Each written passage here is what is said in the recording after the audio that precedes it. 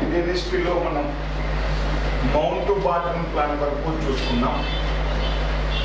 భారతదేశంలో స్వదేశీ సంస్థానాలు అనేటువంటి వాటి గురించి చూసుకోవాలి. స్వదేశీ సంస్థానాల విలీనం అనేటువంటిది ఎలా జరిగింది అనేటువంటిది తీసుకోవాలి. భారతదేశానికి స్వతంత్రం వచ్చే సమయానికి ఎన్ని స్వదేశీ సంస్థానాలు ఉన్నాయని చెప్పాను? 562 స్వదేశీ సంస్థానాలు ఉండేవి. ఈ 562 స్వదేశీ సంస్థానాలు అనేటువంటివి మౌంట్ బాటన్ ప్లాన్ ప్రకారం ఏదో ఒక దేశంలో కలవాలి. భారతదేశంలో కానీ పాకిస్తాన్లో కానీ ఏదో ఒక దేశంలో కలవాలి. ఈ 562 స్వదేశీ సంస్థానాలు భారతదేశానికి స్వతంత్రం వచ్చే సమయానికి అంటే 1947 ఆగస్టు 15 నాటికి 554 స్వదేశీ సంస్థానాలు భారతదేశంలో కలిశాయి. 5 స్వదేశీ సంస్థానాలు అనేటువంటివి పాకిస్తాన్లో కలవడం జరిగింది. ఈ 554 స్వదేశీ సంస్థానాలు భారతదేశంలో విలీనం చేయడంలో ప్రముఖ పాత్ర పోషించినటువంటి వ్యక్తి సర్దార్ వల్లభాయ్ పటేల్ మరియు భారతదేశానికి ఆ సమయంలో విదేశాంగ కార్యదర్శిగా పనిచేసినటువంటి విపి మీనన్ అనేటువంటి వ్యక్తి భారతదేశంలో ఈ స్వదేశీ సంస్థానాలు కలవడంలో ప్రముఖ పాత్ర పోషించినటువంటి వ్యక్తి ఎవరు అంటే వల్లభాయ్ పటేల్ మరియు భారతదేశానికి ఆ కాలంలో విదేశాంగ కార్యదర్శిగా పనిచేసినటువంటి విపి మీనన్. ఈ విపి మీనన్ అనేటువంటి వ్యక్తి ఈ స్వదేశీ సంస్థానాలు భారతదేశంలో కలవడంలో ప్రముఖ పాత్ర పోషించడం జరిగింది. అసలు మనకు ఫస్ట్ నుంచి తెలుసు స్వదేశీ సంస్థానాలు ఎలా ఉండేవి అని. స్వదేశీ సంస్థానాలు అనేటువంటివి 1798 వరకు అంటే 1798 ముందు వరకు ఒకలా ఉండేటివి. 1798 ముందు వరకు అంటే బ్రిటిష్ వారు స్వదేశీ సంస్థానాలను ఆక్రమించుకునేవారు. అలా ఆక్రమించుకున్నటువంటి మొదటి సంస్థానం లేకపోతే మొదటి రాజ్యం బెంగాల్ రాజ్యం అనేటువంటిది. ఈ ప్లాసీ యుద్ధంతో మొదలయ్యి బక్సార్ యుద్ధంతో బెంగాల్ రాజ్య ఆక్రమణ అనేటువంటిది కంప్లీట్ అయింది 1798 సంవత్సరంలో. అప్పటి గవర్నర్ జనరల్ అయినటువంటి లార్డ్ వెల్లస్లీ ప్రవేశపెట్టినటువంటి సైన్య సహకార ఒప్పందం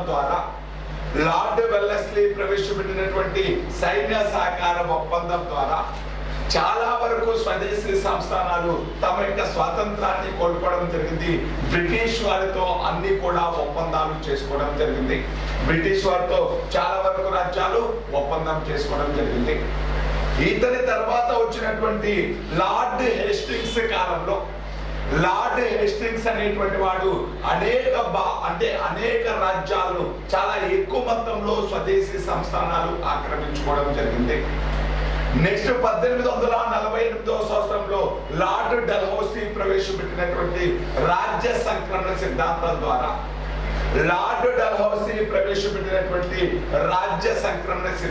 ద్వారా భారతదేశంలోని ఎవరికైతే సహజ వారసులు లేరో ఆ రాజ్యాలన్నింటినీ కూడా ఆక్రమించుకోవడం జరిగింది. కానీ 1857 సిపాయిల తిరుగుబాటు జరిగిన తర్వాత ఈ సిపాయిల తిరుగుబాటు జరిగేటువంటి సమయంలో బ్రిటిష్ వారికి ఈ స్వదేశీ సంస్థానాల రాజులు సహాయం చేయడం జరిగింది. స్వదేశీ సంస్థానాల రాజులు సహాయం చేయడంతో వాళ్ళకి ఎప్పటికైనా బ్రిటిష్ వాళ్ళను అభిమానించే బ్రిటిష్ వాళ్ళకు సపోర్ట్ చేసే ఒక వర్గం భారతదేశంలో ఉండాలి అనుకున్నారు. బ్రిటిష్ వాళ్ళకు మద్దతు ఇచ్చేటువంటి బ్రిటిష్ వాళ్ళకు సహాయం చేసే ఒక వర్గం ఉండాలి అని భావించి 1858 విక్టోరియా మహారాణి ప్రకటన ఏం చెప్పింది అంటే ఇక స్వదేశీ సంస్థానాలు ఆక్రమించము. అంతకుముందు ఎలాగైతే సొంతంగా పరిపాలించుకునేవారో అలాగే పరిపాలించుకోవడానికి అనుమతిస్తున్నాము. ఇక మీ యొక్క అంతర్గత వ్యవహారాల్లో మేము కలగజేసుకోము అని ప్రకటించింది విక్టోరియా మహారాణి ప్రకటన. అంతకుముందు భారతీయ రాజులు అనేటువంటి వాళ్ళు అంతకుముందు భారతీయ రాజులందరూ అంటే ఎవరైనా పరిపాలించాలి అంటే ఎవరి నుంచి అనుమతి తీసుకునే వాళ్ళు అంటే మొఘల్ రాజు అనేటువంటి వాడు. అంటే టోటల్ భారతదేశానికి ప్రభువుగా ఎవరిని భావించేవారు అంటే మొఘల్ రాజును భావించేవాళ్ళు.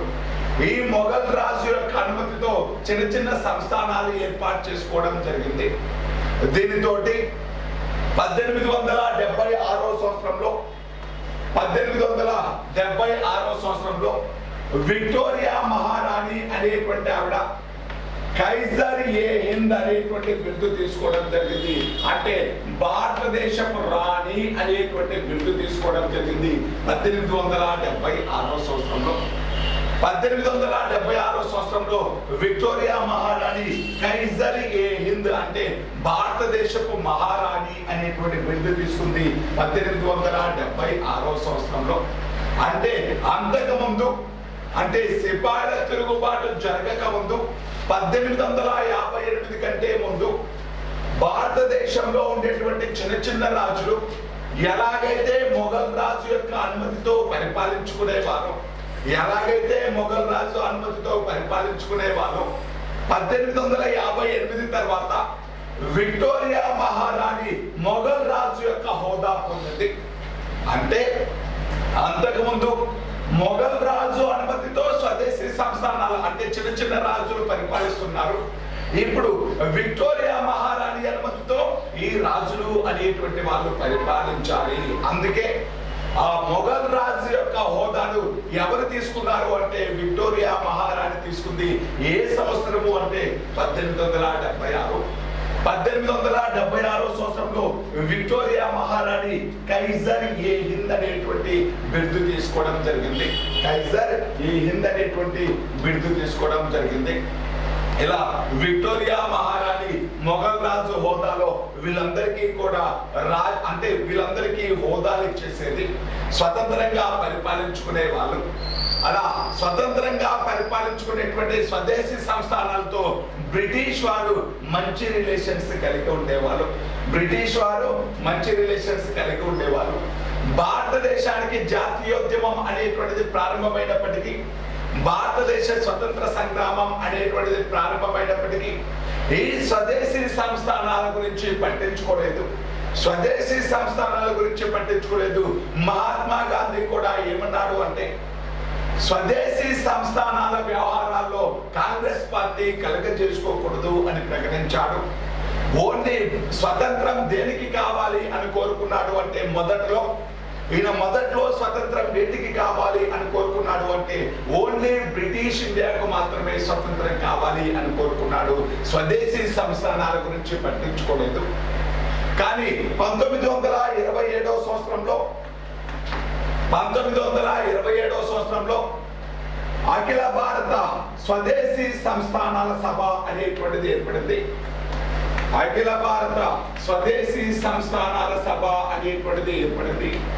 ఈ అఖిల భారత స్వదేశీ సంస్థానాల సభకు ఎవరు అధ్యక్షుడు అంటే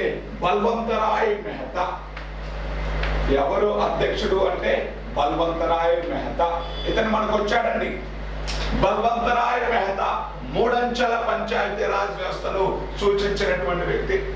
1927 సంవత్సరంలో అఖిల భారత స్వదేశీ సంస్థానాల సభ అనేటువంటిది ఏర్పడింది. ఈ అఖిల భారత స్వదేశీ సంస్థానాల సభకు ఎవరు అధ్యక్షుడిగా పనిచేశాడు అంటే బల్వంతరాయ్ మెహతా అనేటువంటి వాడు. దీనితోటి ఈ అఖిల భారత స్వదేశీ సంస్థానాల సభ అనేటువంటిది ఏర్పడింది. ఈ సభ అనేటువంటిది స్వదేశీ సంస్థానాలు అనేటువంటి వాటికి కూడా స్వతంత్రం కావాలి. స్వదేశీ సంస్థానాలన్నీ కూడా భారతదేశంలో విలీనం అవ్వాలి. స్వదేశీ సంస్థానాల్లో ఇక్కడ ఉండేటువంటి ప్రజలకు కూడా హక్కులు ఉండాలి అని చెప్పేసి వీళ్ళందరూ ఉద్యమించడం జరిగింది. అంటే ఆ కాలంలో భారతదేశంలో అంటే బ్రిటిష్ ఇండియాలో జరిగేటువంటి సహాయ నిరాకరణ ఉద్యమం కావచ్చు, శాసనోల్లంఘన ఉద్యమం కావచ్చు, కాంగ్రెస్ పార్టీ చేపట్టేటువంటి కార్యక్రమాల ద్వారా ఉత్తేజితులైనటువంటి స్వదేశీ సంస్థానాల ప్రజలు అనేటువంటి వాళ్ళు వాళ్ళు కూడా స్వతంత్రం కోసం పోరాడడం జరిగింది. స్వదేశీ సంస్థానాల ప్రజలు అనేటువంటి వాళ్ళు స్వతంత్రం కోసం వాళ్ళు కూడా పోరాడడం జరిగింది. అందుకోసం వాళ్ళు ఏర్పాటు చేసుకున్నటువంటి సంస్థ పేరు అఖిల భారత స్వదేశీ సంస్థానాల సభ అనేటువంటిది. ఈ స్వదేశీ సంస్థానాలు కూడా స్వతంత్రం కావాలి అని వీళ్ళు కోరుకుంటున్నటువంటి సమయంలో కాంగ్రెస్ పార్టీ తన యొక్క స్టాండ్ను మార్చుకోవడం జరిగింది. కాంగ్రెస్ పార్టీ 1929వ సంవత్సరంలో జరిగినటువంటి లాహోర్ సమావేశంలో 1929వ సంవత్సరంలో జరిగినటువంటి లాహోర్ సమావేశంలో ఈ లాహోర్ సమావేశానికి జవహర్లాల్ నెహ్రూ అధ్యక్షుడిగా ఉన్నాడు. ఈ సమావేశంలో జవహర్లాల్ నెహ్రూ ఏమంటాడు అంటే, బ్రిటిష్ వారు భారతదేశానికి అంటే పూర్ణ స్వరాజ్యం అనేటువంటిది బ్రిటిష్ ఇండియాకు వచ్చినట్టే ఈ స్వదేశీ సంస్థానాలు కూడా రాజుల పరిపాలన అనేటువంటిది అంతమైపోవాలి, వాళ్ళకు కూడా ప్రజాస్వామ్యం రావాలి, వాళ్ళు కూడా బ్రిటిష్ వాళ్ళ నుంచి స్వతంత్రం పొందాలి అని మొట్టమొదటిసారిగా స్వదేశీ సంస్థానాల గురించి ప్రస్తావించాడు. ఎవరు అంటే జవహర్లాల్ నెహ్రూ అనేటువంటి వ్యక్తి. అంతకుముందు స్వదేశీ సంస్థానాల విషయాల్లో కలుగ చేసుకోకూడదు అని చెప్పాడు మహాత్మా గాంధీ. కాంగ్రెస్ పార్టీ కూడా కలుగ చేసుకునేది కాదు. కానీ ఈ స్వదేశీ సంస్థానాల ప్రజలు అనేటువంటి వాళ్ళు వాళ్ళకి కూడా స్వతంత్రం కావాలి, వాళ్ళకి కూడా కనీస హక్కులు ఉండాలి, రాజరికం వద్దు, ప్రజాస్వామ్యం కావాలి అని చెప్పేసి ఉద్యమాలు చేయడంతో కాంగ్రెస్ పార్టీ తన యొక్క స్టాండ్ను మార్చుకొని కాంగ్రెస్ పార్టీ అనేటువంటిది 1929 లాహోర్ సమావేశంలో ఏం చెప్పింది అంటే, స్వదేశీ సంస్థానాల ప్రజలకు కూడా ప్రాథమిక హక్కులు ఉండాలి, కనీస సౌకర్యాలు ఉండాలి, అక్కడ రాజరికాలు అంతమైపోయి రాజుల పరిపాలన అంతమైపోయి ప్రజాస్వామ్యం రావాలి అని కోరుకుంది కాంగ్రెస్ పార్టీ అనేటువంటిది.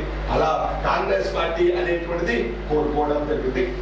1935 భారత ప్రభుత్వ చట్టం అనేటువంటిది 1935 భారత ప్రభుత్వ చట్టం అనేటువంటిది భారతదేశాన్ని ఏమని ప్రకటించింది అంటే అఖిల భారత సమాఖ్యలాగా ప్రకటించింది. 1935 భారత ప్రభుత్వ చట్టం అనేటువంటిది భారతదేశాన్ని ఎలా ప్రకటించింది అంటే అఖిల భారత సమాఖ్యలాగా ప్రకటించడం జరిగింది. ఆల్ ఇండియా ఫెడరేషన్ అంది 1935 భారత ప్రభుత్వ చట్టం.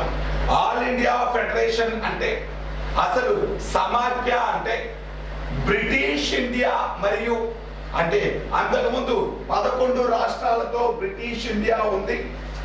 దానితో పాటు స్వదేశీ సంస్థానాలు అనేటువంటివి ఉంటాయి. దాంతో పాటు స్వదేశీ సంస్థానాలు ఉండేటివి. ఈ స్వదేశీ సంస్థానాలు కూడా భారత యూనియన్ లో భాగమే అని ప్రకటించింది. ఆల్ ఇండియా ఫెడరేషన్ అంటే బ్రిటిష్ ఇండియాతో పాటు ఈ స్వదేశీ సంస్థానాలు కూడా ఉండేటివి. శాసనసభలో బ్రిటిష్ ఇండియా నుంచి ప్రతినిధులు ఉంటారు, స్వదేశీ రాజుల నుంచి స్వదేశీ సంస్థానాల నుంచి కూడా ప్రతినిధులు ఉంటారు. ఈ స్వదేశీ సంస్థానాలు అనేటువంటివి అంటే వాటి అధికారాలు సపరేట్ గా పంచడం జరిగింది. సమాఖ్య అంటేనే కేంద్ర రాష్ట్రాల మధ్య అధికార విభజన. ఇప్పుడు బ్రిటిష్ ఇండియా మరియు స్వదేశీ సంస్థానాలు అన్నింటినీ కలిపి భారతదేశం అని ప్రకటించినప్పటికీ, భారతదేశ సమాఖ్య అని ప్రకటించినప్పటికీ స్వదేశీ సంస్థానాలకు కొన్ని అధికారాలను విభజించడం జరిగింది. స్వదేశీ సంస్థానాల రాజులు కూడా తమ యొక్క ప్రతినిధుల్ని శాసనసభకు పంపించాలి. అంటే బ్రిటిష్ ఇండియా నుంచి ప్రజలు ఎన్నుకుంటారు, అదే విధంగా స్వదేశీ సంస్థానాల సభ్యుల్ని అనేటువంటి వాళ్ళని అక్కడ ఉండేటువంటి పాలకుడు నామినేట్ చేసేవాడు. అక్కడ ఎన్నికలు నిర్వహించలేదు, ఏం చేశారు అంటే అక్కడ ఉండేటువంటి రాజులు అనేటువంటి వాళ్ళు నామినేట్ చేసేవాళ్ళు. ఇలా 1935 భారత ప్రభుత్వ చట్టం ప్రకారం శాసనసభకు కాంగ్రెస్ అంటే బ్రిటిష్ ఇండియా నుంచి ప్రతినిధులు వచ్చారు. దానితో పాటు స్వదేశీ సంస్థానాల నుంచి కూడా ప్రతినిధులు రావడం జరిగింది. బ్రిటిష్ ఇండియా నుంచి అంటే సభ్యులని మాత్రం ఎన్నిక ద్వారా ఎన్నుకునే వాళ్ళు, స్వదేశీ సంస్థానాల నుంచి సభ్యులు మాత్రం అక్కడ ఉండేటువంటి రాజు అనేటువంటి వాడు నామినేట్ చేసేవాడు. ఇలా అఖిల భారత సమాఖ్యలాగా ప్రకటించింది 1935 భారత ప్రభుత్వ చట్టం అనేటువంటిది. 1947 మౌంట్ బాటన్ ప్రణాళిక అనేటువంటిది 1947 మౌంట్ బాటన్ ప్రణాళిక అనేటువంటిది భారతదేశానికి స్వతంత్రం ఇస్తాము, భారతదేశాన్ని రెండుగా విభజిస్తున్నాము, అవి పాకిస్తాన్ మరియు భారతదేశం అని రెండుగా విభజిస్తున్నాము అని ప్రకటించి ఈ 562 స్వదేశీ సంస్థానాలు అనేటువంటివి భారతదేశంలో కానీ పాకిస్తాన్ లో కానీ కలవచ్చు, స్వతంత్ర దేశాలుగా ఉండడానికి వీలు లేదు అని ప్రకటించడం జరిగింది. స్వతంత్ర దేశాలుగా ఉండడానికి వీలు లేదు అని ప్రకటించడం జరిగింది మౌంట్ బాటన్ ప్లాన్ అనేటువంటిది. ఇలా సో అంటే భారతదేశానికి స్వతంత్రం ఇస్తాము, రెండుగా విభజిస్తున్నాము, ఈ స్వదేశీ సంస్థానాలు భారతదేశంలో కానీ పాకిస్తాన్ లోని కానీ కలవచ్చు అని ప్రకటించినప్పుడు అప్పటి హోంమంత్రి వల్లభాయ్ పటేల్ అనేటువంటి వ్యక్తి, అదే విధంగా భారతదేశ విదేశాంగ కార్యదర్శి విపి మీనన్ అనేటువంటి వాళ్ళు కఠిన వైఖరి అవలంబించి, అంటే వాళ్ళకి సామధాన దండోపాయాలు ఏదైనా కూడా బుజ్జగించడం లేకపోతే బెదిరించడం, ఏదో ఒక విధంగా దాదాపు 554 సంస్థానాలు భారతదేశంలో కలిపేశారు. కొన్ని సంస్థానాలు అనేటువంటివి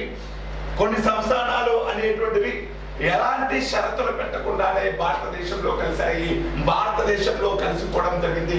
కానీ కేరళ దగ్గర ఉండేటువంటి ట్రావెన్కోర్ అనేటువంటి సంస్థానం అనేటువంటిది ఈ ట్రావెన్కోర్ అనేటువంటి సంస్థానం భారతదేశంలో కలవాలి అనుకోలేదు, స్వతంత్రంగా ఉండాలి అనుకుంది. ఒకసారి పాకిస్తాన్ తో కూడా మహమ్మద్ అలీ జిన్నాతో కూడా చర్చలు జరపడం జరిగింది. అప్పటి ట్రావెన్కోర్ ప్రధానమంత్రి రామస్వామి అయ్యర్ అనేటువంటి వ్యక్తి,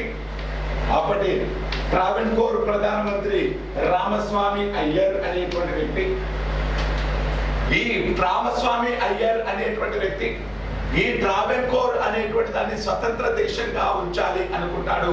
కాకపోతే వల్లభాయ్ పటేల్, విపి మీనన్, అప్పటి గవర్నర్ జనరల్ అనేటువంటి మౌంట్ బాటన్ అనేటువంటి వ్యక్తి యొక్క కృషి వల్ల ఈ ట్రావెన్కోర్ సంస్థానాన్ని భారతదేశంలో కలిపేయడం జరిగింది. ఇలా భారతదేశానికి స్వతంత్రం వచ్చే సమయానికి 1947 ఆగస్టు 15 నాటికి ఇంకా 3 సంస్థానాలు మాత్రమే మిగిలిపోయాయి.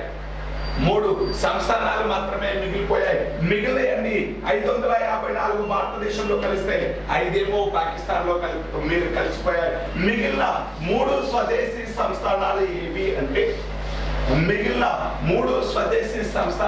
అనేటువంటివి జూనాగఢ్ ఒకటి, హైదరాబాద్ ఒకటి, కాశ్మీర్ ఒకటి, 3 స్వదేశీ సంస్థానాలు మాత్రమే మిగిలాయి. జూనాగఢ్, హైదరాబాదు, కాశ్మీరు 3 స్వదేశీ సంస్థానాలు మాత్రమే నిలిచాయి. ఇప్పుడు జూనాగఢ్ సంస్థానం అనేటువంటిది దీన్ని పరిపాలించినటువంటి నవాబు పేరు మహమ్మద్ రసూల్ ఖాన్.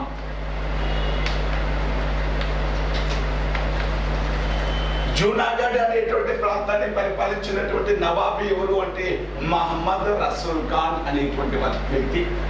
ఇక్కడ ఉండేటువంటి ప్రజలు హిందువులు, అంటే మెజారిటీ ప్రజలు, జూనాగఢ్ లో నివసించేటువంటి మెజారిటీ ప్రజలు హిందువులు, కానీ పాలకుడు మాత్రం రసూల్ ఖాన్ అంటే ఒక ముస్లిం.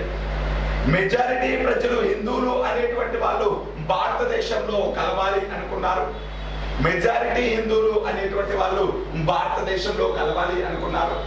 కానీ నవాబ్ అనేటువంటి వ్యక్తి ముస్లిం కాబట్టి ఆయన పాకిస్తాన్ తో కలవాలి అనుకున్నాడు. మహమ్మద్ అలీ జిన్నాతో కూడా చర్చలు జరపడం జరిగింది. ఈ జూనాగఢ్ సంస్థానం అనేటువంటిది భారతదేశంలో కలవాలి అని ఆ జూనాగఢ్ లో ఉండేటువంటి కాంగ్రెస్ పార్టీ నాయకులైనటువంటి బల్వంత్ రాయ్ మెహతా, జూనాగఢ్ లో ఉండేటువంటి కాంగ్రెస్ పార్టీ నాయకులు బల్వంత్ రాయ్ మెహతా, శ్యామల దాస్ గాంధీ,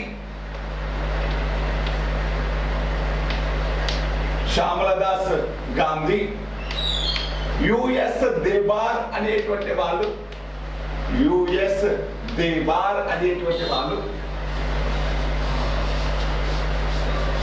వీళ్ళు కాంగ్రెస్ పార్టీ నాయకులు, జూనాగఢ్ సంస్థానానికి చెందినటువంటి వాళ్ళు. బల్వంతరాయ్ మెహతా, శ్యామదాస్ గాంధీ, యుఎస్ దేబర్ అనేటువంటి ప్రముఖ నాయకులు భారతదేశంలో జూనాగఢ్ కలవాలి అని అక్కడ ఉండేటువంటి నవాబుని కోరడం జరిగింది. కానీ ఈ నవాబ్ అనేటువంటి వ్యక్తి గులాం రసూల్ అంటే మహమ్మద్ రసూల్ ఖాన్ అనేటువంటి వ్యక్తి పాకిస్తాన్ లో కలపాలి అని నిర్ణయించుకోవడం జరిగింది.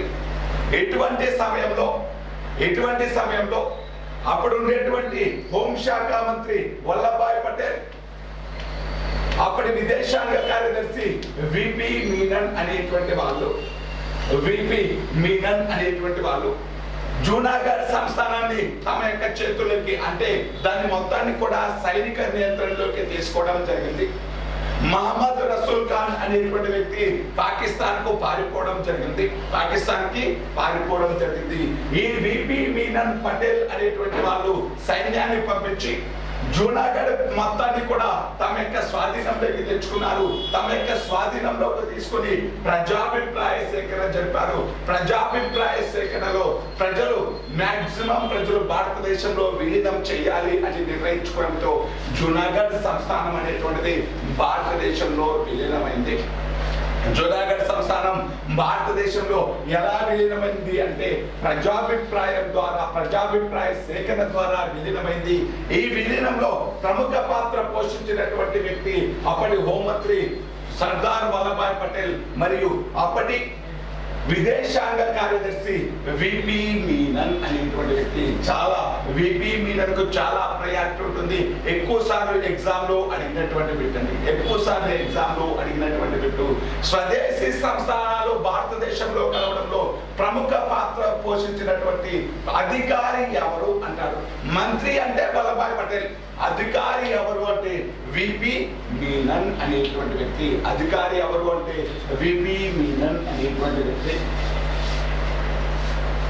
నెక్స్ట్ హైదరాబాద్ సంస్థానం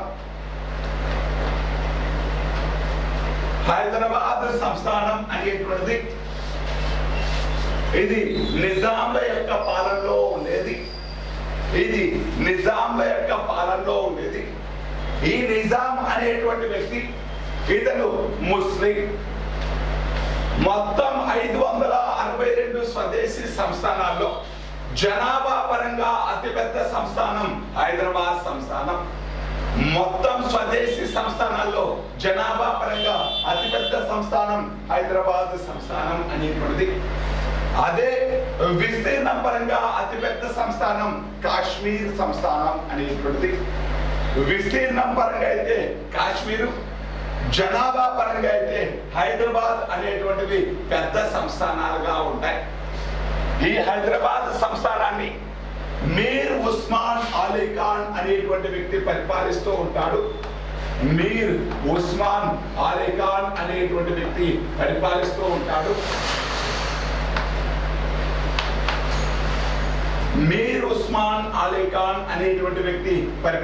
ఉంటాడు. ఇక్కడ ఎక్కువ మంది ప్రజలు అనేటువంటి వాళ్ళు, అంటే ఒకప్పుడు హైదరాబాద్ సంస్థానము అంటే మహారాష్ట్రలో కొంత భాగం కలిసి ఉండేది, కర్ణాటకలో కొంత భాగం కలిసి ఉండేది, అదే విధంగా తెలంగాణ ప్రాంతం మొత్తం కూడా కలిసి ఉండేది. ఇలా మహారాష్ట్రతో అంటే కొంతమంది మరాఠా మాట్లాడే వాళ్ళు ఉండేవాళ్ళు, కొంతమంది కన్నడ మాట్లాడే వాళ్ళు ఉండేవాళ్ళు. దీనితో పాటు ఇక్కడ తెలుగు మాట్లాడేటువంటి వాళ్ళు ఎక్కువ మంది ఉండేవాళ్ళు. కేవలం 12% మంది మాత్రమే ముస్లింలు ఉండేవాళ్ళు. ఈ 12% మంది మాత్రమే ఉర్దూ మాట్లాడేవాళ్ళు. అయినప్పటికీ నిజాం అనేటువంటి వ్యక్తి ఏ భాషను అధికార భాషగా ప్రకటించాడు అంటే ఉర్దూని అధికార భాషగా ప్రకటించడం జరిగింది. ఈ నిజాం రాజ్యంలో ఉండేటువంటి ప్రజలు ఈ నిజాం అంటే హైదరాబాద్ ప్రాంతం, హైదరాబాద్ రాజ్యం అనేటువంటి దానికి కూడా స్వతంత్రం కావాలి అనేటువంటి ఉద్యమాలు చేయడం జరిగింది. ఇక్కడ కూడా కాంగ్రెస్ పార్టీ అనేటువంటిది అనేక కార్యక్రమాలు చేపట్టింది, స్వతంత్రం కావాలి అని వీళ్ళు కూడా కోరడం జరిగింది. కానీ ఈ నిజాం అనేటువంటి వ్యక్తి ఈ స్వతంత్రం అంటే నిజాం అనేటువంటి వ్యక్తి దీనిని ఒక స్వతంత్ర దేశంగా ఉంచాలి అని నిర్ణయించుకున్నాడు. ప్రజలకు కనీస హక్కులు కూడా కల్పించకుండా ఉన్నాడు మీర్ ఉస్మాన్ అలీ ఖాన్ అనేటువంటి వ్యక్తి. ఈ హైదరాబాద్ రాజ్యంలో 1927వ సంవత్సరంలో ఒక ముస్లిం పార్టీ ఏర్పడింది. దాని పేరే ఇత్తెహాదుల్ ముస్లిమన్, అంటే ఇత్తెహాదుల్ ముస్లిమన్ పార్టీ.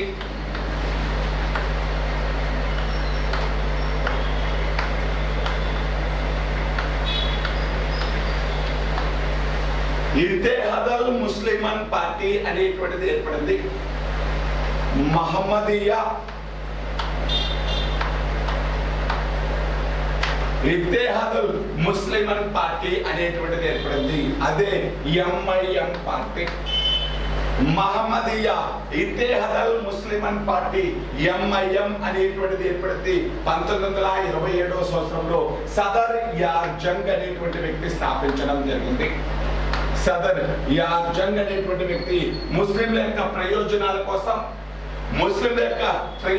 కోసం ఈ ఎంఐఎం పార్టీని ముస్లిమన్ ఇత్తెహాద్ అంటే మహమ్మదీయా ఇత్తెహాదుల్ ముస్లిమన్ పార్టీని ఎంఐఎం పార్టీని సదర్ యార్ జంగ్ అనేటువంటి వ్యక్తి 1927వ సంవత్సరంలో ప్రారంభించడం జరిగింది. 1946 నాటికి ఈ పార్టీకి ఈ ఇత్తెహాదుల్ ముస్లిమన్ పార్టీకి నాయకుడు ఎవరయ్యారు అంటే కాసిం రజ్వీ అనేటువంటి వ్యక్తి. ఈ కాసిం రజ్వీ అనేటువంటి వ్యక్తి నేతృత్వంలో ఒక ప్రైవేట్ ముస్లిం సైన్యం ఏర్పడింది. వాళ్ళనే రజాకారులు అని పిలవడం జరిగింది. వాళ్ళని ఏమని పిలుస్తారు అంటే రజాకారులు అని పిలవడం జరిగింది. రజాకారుల నాయకుడు ఎవరు అంటే కాసిం రజ్వీ అనేటువంటి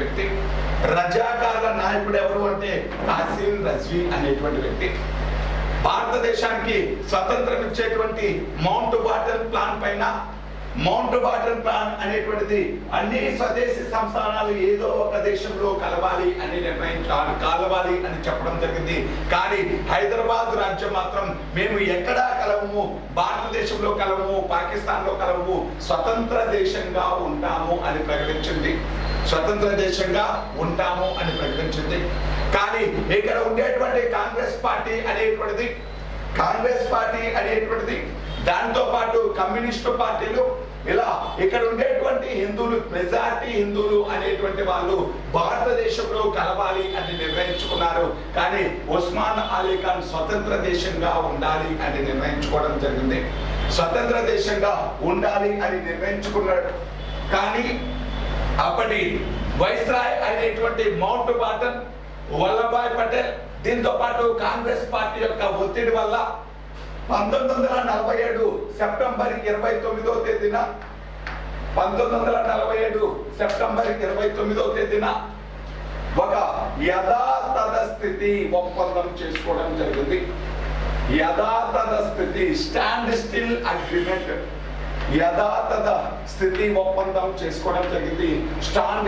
అగ్రిమెంట్ అని పిలుస్తాం. యథాతథ స్థితి అంటే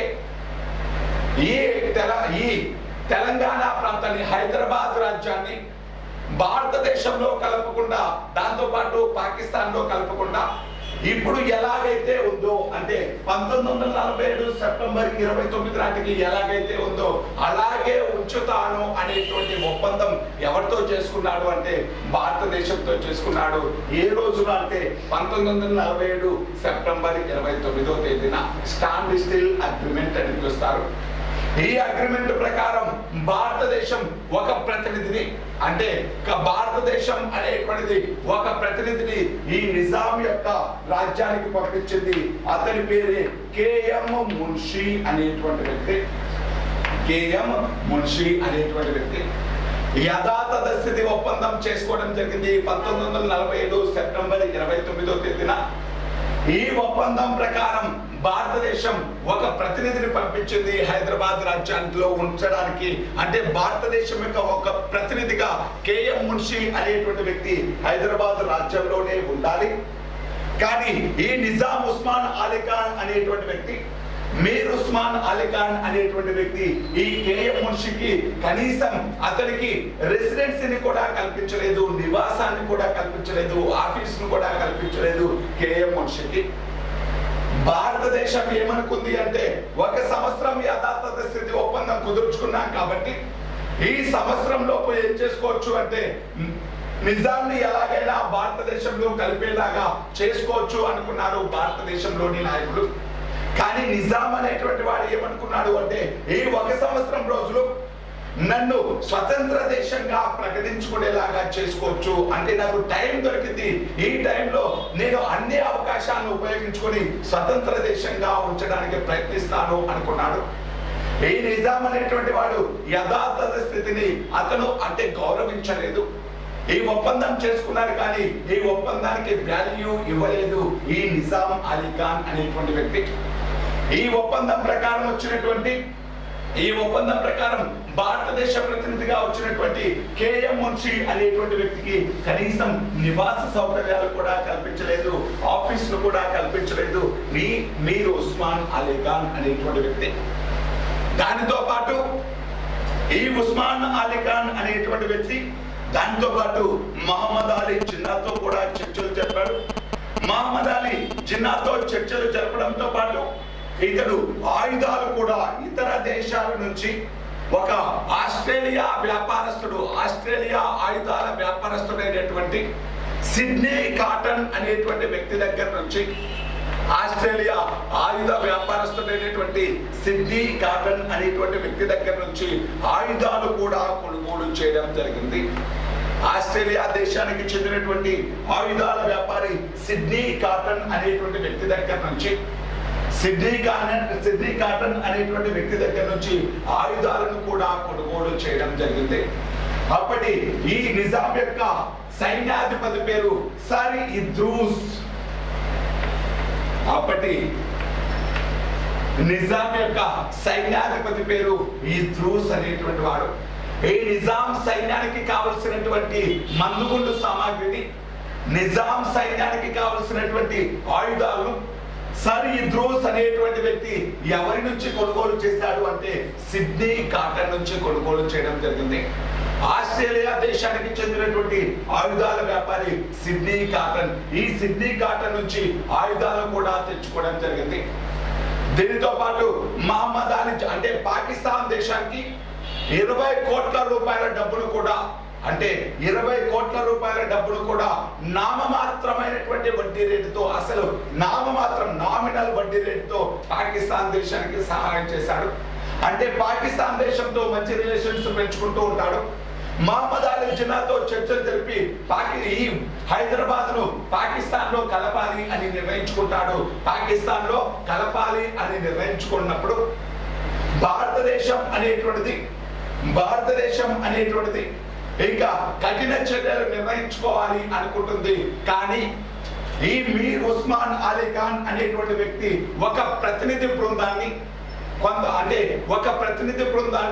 ఐక్యరాజ్య సమితికి కూడా పంపించడం జరుగుతుంది. ఐక్యరాజ్య సమితిలో కంప్లైంట్ కూడా చేస్తాడు. ఏంటి అంటే హైదరాబాద్ అనేటువంటి స్వదేశీ సంస్థానం, దీన్ని స్వతంత్ర రాజ్యంగా ఉంచాలి అనుకుంటున్నాను, కానీ భారతదేశం అనేటువంటిది మమ్మల్ని ఆక్రమించుకోవడానికి ప్రయత్నిస్తుంది, మా సమస్యను శాంతియుతంగా పరిష్కరించండి అని ఐక్యరాజ్య సమితిలో కంప్లైంట్ చేయడానికి ఒక ప్రతినిధి బృందాన్ని కూడా పంపించాడు మీర్ ఉస్మాన్ అలీ ఖాన్ అనేటువంటి వ్యక్తి. మీర్ ఉస్మాన్ అలీ ఖాన్ ఎవరి నేతృత్వంలో వెళ్ళింది అంటే లాయక్ అలీ నేతృత్వంలో వెళ్ళింది ఆ ప్రతినిధి బృందం అనేటువంటిది. లాయక్ అలీ నేతృత్వంలో ఒక ప్రతినిధి బృందం అనేటువంటిది ఐక్యరాజ్య సమితిలో కూడా కంప్లైంట్ చేయడం జరిగింది. యాక్చువల్ గా ఇది మొదట స్వతంత్ర దేశంగా ఉండాలి అనుకున్నప్పుడు, తర్వాత అనుకుంది, కానీ మహమ్మద్ అలీ జిన్నా ప్రోత్సాహంతో ఇది పాకిస్తాన్ లో విలీనం కావాలి అనుకుంది. కానీ దీని యొక్క భౌగోళిక సరిహద్దు అనేటువంటిది కంప్లీట్ గా భారతదేశానికి మధ్యలో ఉంది కాబట్టి హైదరాబాద్ అనేటువంటిది అంత పాసిబుల్ అవ్వలేదు. ఈ హైదరాబాద్ ను ఎలాగైనా కూడా భారతదేశంలో కలపాలి అని నిర్ణయించుకున్నారు భారతీయులు. దీనితో మహమ్మద్ అలీ జిన్నా ఒక సలహా ఇచ్చాడు. ఏమని సలహా ఇచ్చాడు అంటే ఆ ఉస్మాన్ అలీ ఖాన్కి, మీరు ఈ సమస్యను ఐక్యరాజ్య సమితి దృష్టికి తీసుకెళ్ళండి అని జిన్నా ఇచ్చినటువంటి ఐడియాని బేస్ చేసుకొని ఈ మీర్ ఉస్మాన్ అలీ ఖాన్ ఒక ప్రతినిధి బృందాన్ని పంపించాడు లాయక్ అలీ నేతృత్వంలో ఐక్యరాజ్య సమితిలో కూడా కంప్లైంట్ చేయడం జరిగింది. దీనితోటి ఇంకా ఇలాగే చూస్తూ ఉంటే ఇది ఎలాగైనా అంటే హైదరాబాద్ అనేటువంటిది ఎలాగైనా పాకిస్తాన్ లో కలిసేలా ఉంది. వాళ్ళు యుద్ధానికి అంటే ఆయుధాలు దిగుమతి చేసుకుంటున్నారు. ఈ ఇష్యూని అదే విధంగా ఐక్యరాజ్య సమితికి తీసుకెళ్లారు. అదే విధంగా అప్పట్లో 1946లో రజాకార్ల నాయకుడు ఎవరని చెప్పాను? కాసిం రజ్వీ. రజాకార్ల నాయకుడు కాసిం రజ్వీ.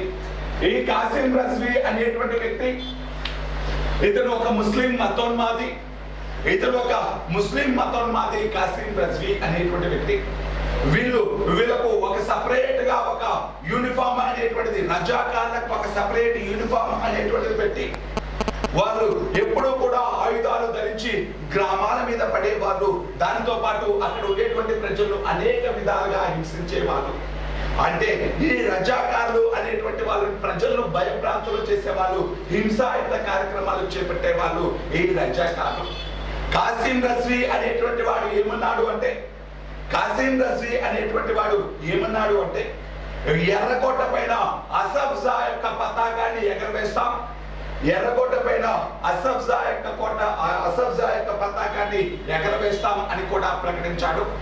భారతదేశాన్ని ఓడిస్తాం, ఎర్రకోట పైన అసఫ్జా యొక్క పతాకాన్ని కూడా ఎగరవేస్తాం అని ప్రకటించాడు కాసిం రజ్వీ.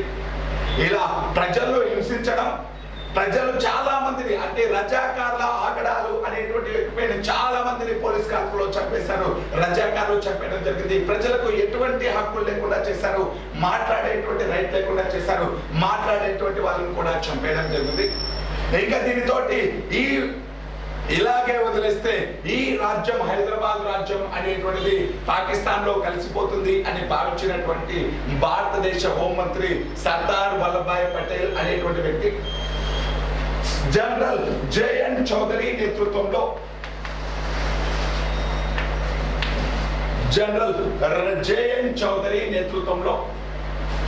ఒక సైన్యాన్ని పంపించడం జరిగింది. జనరల్ జేఎన్ చౌదరి నేతృత్వంలో సైన్యాన్ని పంపించడం జరిగింది.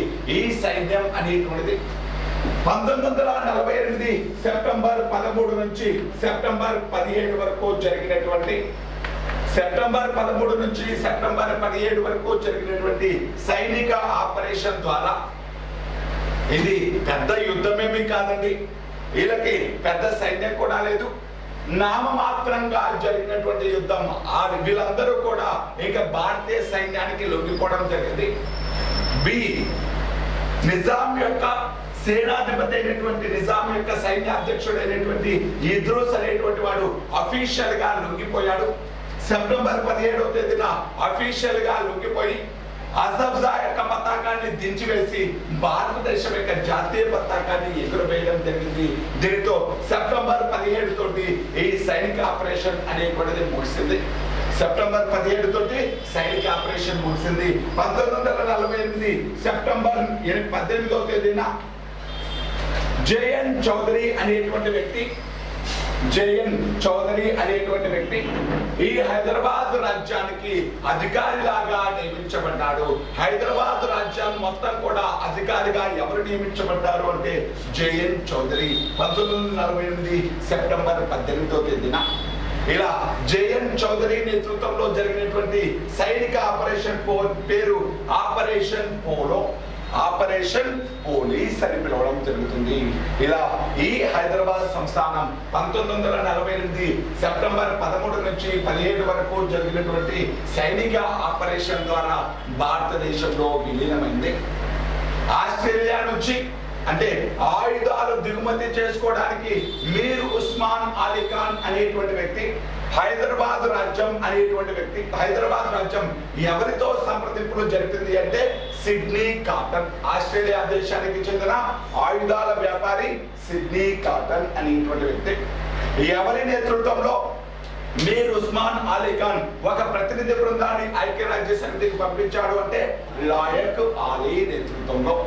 పాకిస్తాన్ కు హైదరాబాద్ రాజ్యం ఎంత డబ్బు సహాయం చేసింది అంటే 20 కోట్ల రూపాయలను సహాయం చేయడం జరిగింది. 20 కోట్ల రూపాయల్ని సహాయం చేయడం జరిగింది హైదరాబాద్ రాజ్యం. 1946వ సంవత్సరం నాటికి 1946వ సంవత్సరం నాటికి రజాకార్ల నాయకుడు కాసిం రజ్వీ అనేటువంటి వ్యక్తి ఎర్రకోట పైన అసఫ్జా జెండా ఎగరవేస్తాం అని ప్రకటించడం జరిగింది. అసఫ్జా జెండా ఎగరవేస్తాం అని ప్రకటించాడు కాసిం రజ్వీ అనేటువంటి వ్యక్తి. 1927వ సంవత్సరంలో సదర్ యార్జంగ్ అనేటువంటి వ్యక్తి ఎంఐఎం పార్టీని మహమ్మదీయ ఇత్తెహాద్ అల్ ముస్లిమన్ పార్టీని స్థాపించాడు.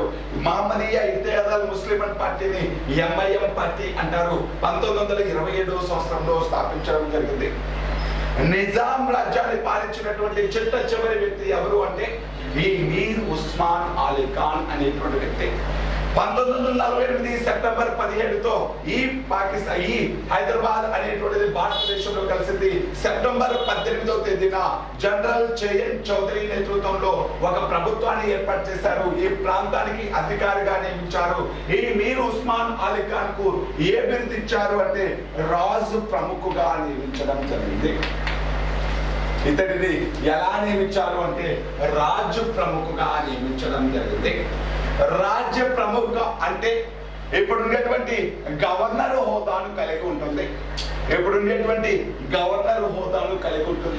రాజ్య ప్రముఖుగా నియమించినటువంటి వ్యక్తిని ఎవరు అంటే మీర్ ఉస్మాన్ అలీ ఖాన్ అనేటువంటి వ్యక్తి. ఇలా హైదరాబాద్ సంస్థానం అనేటువంటిది భారతదేశంలో కలిసింది. ఏ రోజున యథాతథ స్థితి ఒప్పందం చేసుకున్నారు అంటే 1947 సెప్టెంబర్ 29. ఈ ఒప్పందం ప్రకారం భారతదేశం ఒక వ్యక్తిని హైదరాబాద్ సంస్థానానికి పంపించింది. అతని పేరు కేఎం మున్షి అనేటువంటి వ్యక్తి. కేఎం మున్షి. ఈ హైదరాబాద్ రాజ్యంలో కాంగ్రెస్ పార్టీ ఎప్పుడు ఏర్పడింది అంటే హైదరాబాద్ స్టేట్ కాంగ్రెస్ అనేటువంటి పార్టీ ఎప్పుడు ఏర్పడింది అంటే 1938వ సంవత్సరంలో ఏర్పడింది. హైదరాబాద్ స్టేట్ కాంగ్రెస్ అనేటువంటి పార్టీ ఎప్పుడు ఏర్పడింది అంటే 1938వ సంవత్సరంలో ఏర్పడింది. ఈ హైదరాబాద్ స్టేట్ కాంగ్రెస్ పార్టీకి అధ్యక్షుడు ఎవరు అంటే స్వామి రామానంద తీర్థ.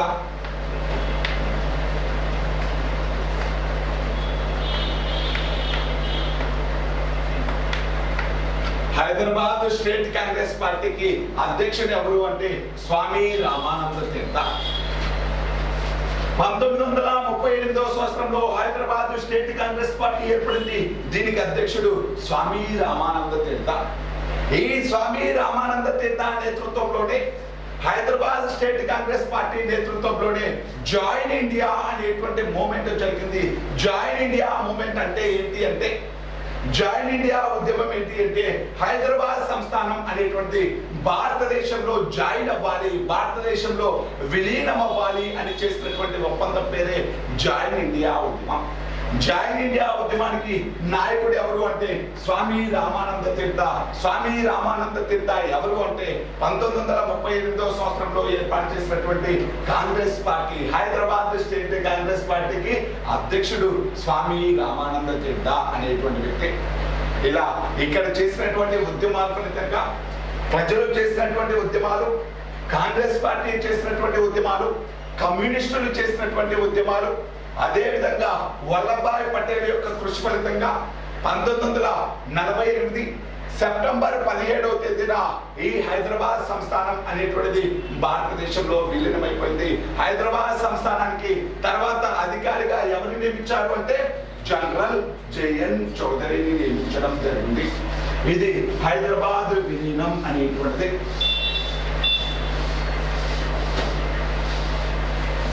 నెక్స్ట్ కాశ్మీర్ విలీనం.